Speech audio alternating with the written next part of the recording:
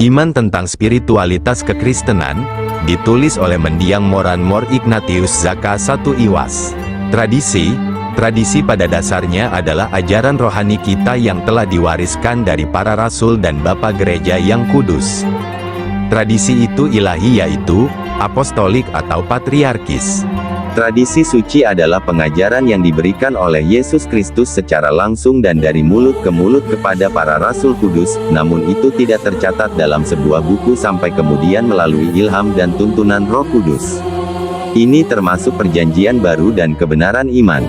Tradisi apostolik, di sisi lain, mencakup ajaran para rasul, hukum dan pesan yang mereka berikan kepada murid-murid mereka dan penerus mereka secara lisan. Apa yang telah diturunkan didasarkan pada tradisi ilahi yang darinya tradisi apostolik mendapatkan kekuatannya. Ajaran dan warisan ini, meski tidak ditulis dalam kitab suci, namun sesuai dengan ajarannya. Mereka tidak pernah saling bertentangan dan mereka dianggap sebagai kesaksian setia akan keaslian dan interpretasi sejati dari pernyataan ilahi, lebih baik lagi, bantuan untuk pemahamannya. Tradisi apostolik mencakup konstitusi iman yang diturunkan dari Tuhan dan ditetapkan oleh para rasul. Ini juga mencakup 7 sakramen gereja, mengesahkan undang-undang dan liturgi yang mereka buat untuk gereja suci. Tradisi patriarkal, bagaimanapun, adalah apa yang diterima gereja kudus sejak awal sejarahnya dari para bapa suci. Ini termasuk ajaran mulia berdasarkan ajaran para rasul kudus sehubungan dengan penafsiran doktrin, eksegesis kitab suci, pengorganisasian ritus keagamaan dan pemberlakuan undang-undang terutama keputusan yang diambil oleh sinode suci dan karya beberapa bapa gereja, seperti Patriark Kyriakos tahun 817 dan hukum yang diberlakukan oleh mereka. Bagaimana tradisi kuno itu? Tradisi lebih kuno daripada pencatatan kitab suci. Beberapa generasi sebelum pencatatan kitab suci dan sesuai dengan peraturan perjanjian lama, penerus biasa menerima dari pendahulunya keyakinan akan satu Tuhan dan mereka biasa mematuhi apa yang dikenal sebagai hukum hati nurani.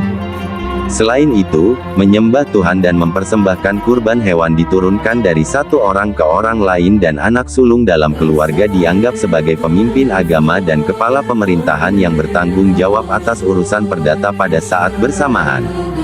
Orang-orang percaya biasa menyampaikan kisah-kisah kuno dan peristiwa sejarah secara lisan, seperti kisah penciptaan manusia, kejatuhan manusia, kronik penebusan, yang mencakup sejarah nenek moyang.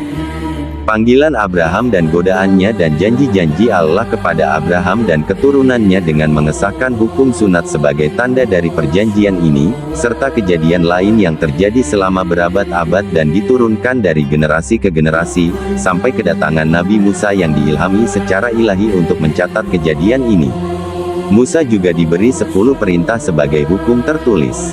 Dia mencatat juga semua hukum yang diperlukan, yang dia terima dari Tuhan. Tradisi terus diamati di antara orang-orang perjanjian lama, meskipun hukumnya tercatat. Ini jelas karena kitab suci menginstruksikan orang demikian, dan engkau harus menunjukkan anakmu pada hari itu, dengan mengatakan, hal ini dilakukan karena apa yang telah dilakukan Tuhan kepadaku ketika aku keluar dari Mesir. Dan, minta ayahmu dan dia akan menunjukkan kepadamu, tua-tua, dan mereka akan memberitahukan kepadamu. Tidak diragukan lagi bahwa pengajaran verbal sangat diperlukan, karena mayoritas orang buta huruf.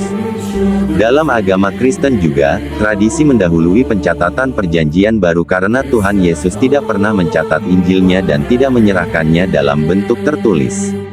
Dia mengkhotbahkan Injil keselamatan yang memanggil orang-orang untuk bertobat. Dari mulut ke mulut, Yesus memberikan Injil yang kudus kepada para rasulnya yang kudus dan mereka, pada gilirannya, menyimpannya di dalam hati dan itulah yang dilakukan kebanyakan murid-muridnya. Ketika Tuhan Yesus menyuruh murid-muridnya pergi ke seluruh dunia untuk memberitakan Injil dengan mengatakan, pergilah ke seluruh dunia dan beritakanlah Injil kepada semua makhluk. Bisa dibaca dalam Injil Markus bab 16 ayat 15, Dia tidak memerintahkan mereka untuk menulis kabar baik ini. Dia juga tidak menuntut agar tetap tidak tertulis. Ketika beberapa rasul diminta untuk mencatat apa yang telah mereka khotbahkan bahwa Injil suci ditulis melalui tuntunan Roh Kudus yang membuat mereka terbebas dari kesalahan atau celah sesuai dengan janji Tuhan kepada mereka. Tetapi penghibur, yang adalah Roh Kudus, yang akan diutus Bapa dengan namaku, ia akan mengajari kamu segala sesuatu, untuk mengingatmu, apapun yang telah aku katakan kepadamu. Silakan baca dalam Injil Yohanes bab 14 ayat 26.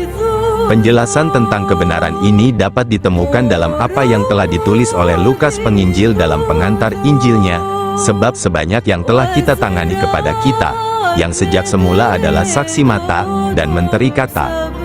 Rasanya baik bagi saya juga, setelah memiliki pemahaman yang sempurna yang ditetapkan dalam rangka sebuah deklarasi hal-hal yang paling pasti dipercaya di antara kita, bahkan saat mereka menyampaikan segala sesuatu dari yang pertama untuk menulis kepada Anda secara berurutan, Theophilus yang paling baik, supaya kamu mengetahui kepastian akan hal-hal itu, yang telah kamu perintahkan, bisa dibaca dalam Injil Lukas bab 1 ayat 1-4.